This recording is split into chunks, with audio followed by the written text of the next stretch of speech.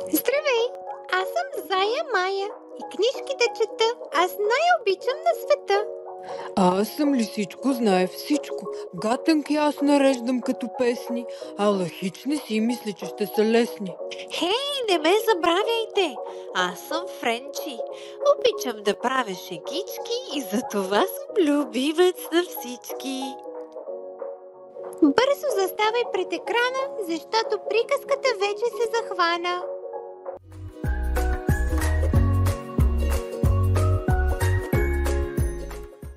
Книжката, която ще ви прочетем днес, се казва "Разхвърляната Мими". Автор Кристиан Джонс, илюстрации Хуана Мартинес Нил. Мими беше разхвърляна. Цапаше се и когато се храни. Цапаше се и когато рисува. И разбира се, най-вече имаше много разхвърляна стая. Това тревожеше майка й. Мими. Това тревожеше баща й. Това тревожеше сестра й. Мими, къде е любимата ми блуза?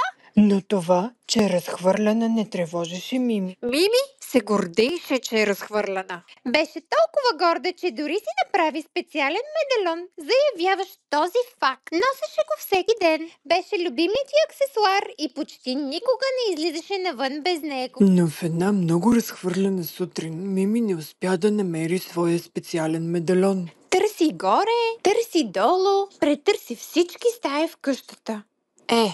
Без една. Мими знаеше какво трябва да се случи. Нямаше да е лесно, но трябваше да го направи. Отдръпнете се! Мога да го направя! И със страхотна решителност Мими започна да чисти стаята си. Така е, като оставяш днешната работа за утре. Мими вдигаше куп след куп книги и материали за рисуване. И когато челото й плувне в пот, отказа ли се? Не! Избърса потта и продължи да чисти. Сгъна планина от дрехи. И когато тази планина падна върху нея, тя отказа ли се? Не! Вдигна всичко и започна от начало. Мими събра купчини и купчини от играчки. И когато се подхлъзна на една от малките си колички, тя отказа ли се? Не! Изтупа се и продължи. След цял следобед, пот, сълзи и чистене, Мими беше готова. Стаята й беше чиста. Успях! И къде мислиш Мими намери специалния си медальон? В кутията за бижута.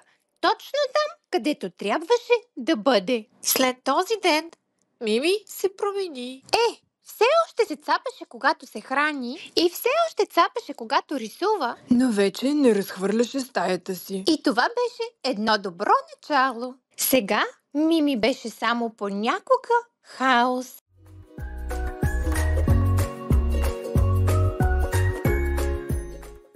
Слушай внимателно и размишлявай старателно.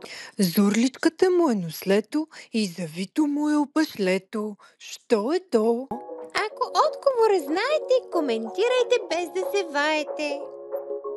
И не забравяй да харесаш, да се запишеш и да споделиш.